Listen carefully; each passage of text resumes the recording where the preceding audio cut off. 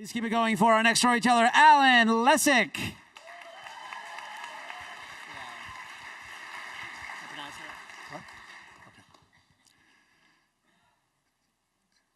So I started panicking when I crossed the Golden Gate Bridge. I had been waiting all day to hear something from my partner. When we left that morning and I left my house to go to work, there were tears in his eyes. And I didn't think about that it could have been the last time, but it was hard. And I remember leaving the house and I was like, can I leave the house now? But I did, and I went to work and I got involved and forgot about anything. And then later on in the day, I was coming home and I tried to call his cell and there was no answer. And I thought, okay, it's okay. And I thought, no, it's not okay. It's not okay. He's not answering his cell. And just 2 weeks earlier, he had tried to take his life. And that was actually the third time. And I knew, we had been going to counseling, and I knew that one time is like a possibility. 2 times is like, this is serious. 3 times, it's not going to work. And we had been together for 12 years. And this was just in the last couple years of our relationship, and we were working so hard every day, just trying to be together, trying to live with the possibility of death coming. So I drove home, and it was one of those drives where you are driving, and you're driving as fast as you can, but the world is going like so slow, and I just felt like it kept on getting slower and slower as I was driving. But I get to my house, and just like, okay, I can do it. I ran up the steps, opened the door, and it was quiet. It was never, I can just remember how quiet it was. And I quickly ran around the downstairs, and it was no one. I was calling his name, and ran up the stairs and found him. And this time, he had died. He had taken his life.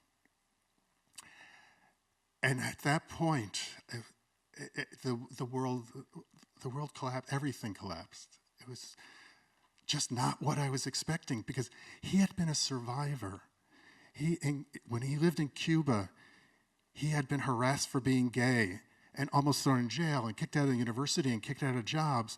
And then he came over in the Mariel boat lift and risked his life to do that, came to the United States, got sent to Wisconsin, of all places, in a resettlement camp. And when he came for his interview with ICE, they said, "Why are you coming to America?" And he thought he was in the land of the free, finally. And he said, "I'm in America because I was gay. I'm gay, and I was oppressed in Cuba."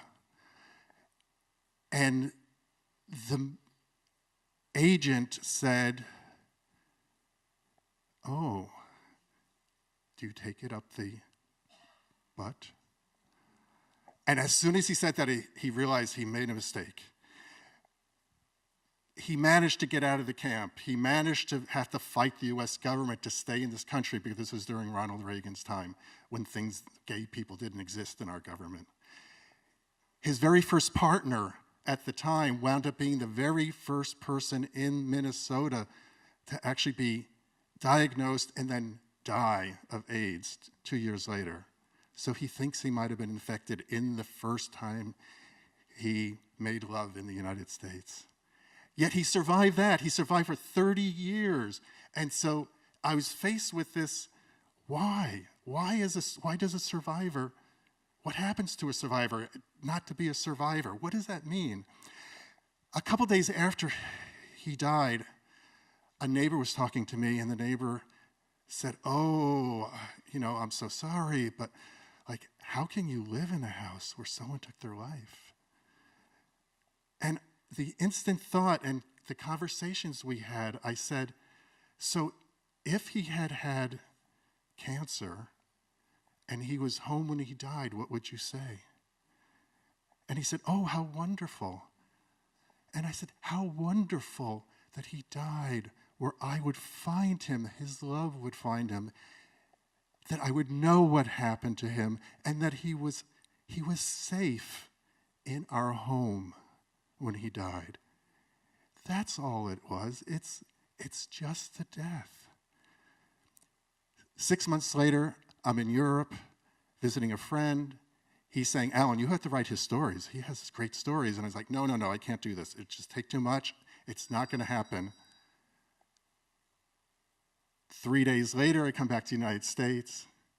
There's something called NaNoWriMo, National Novel Writing Month. And I started writing his story. And in his story, gods appeared. It became an Odyssey story with Cuban gods.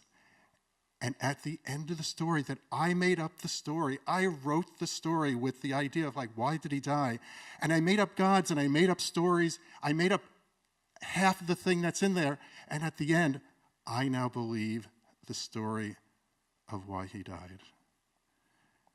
And so that's what humans do, is we take death, we take whatever happens, and we create a story, and then that story at the end comforts us, and that story helps us understand and make it all real.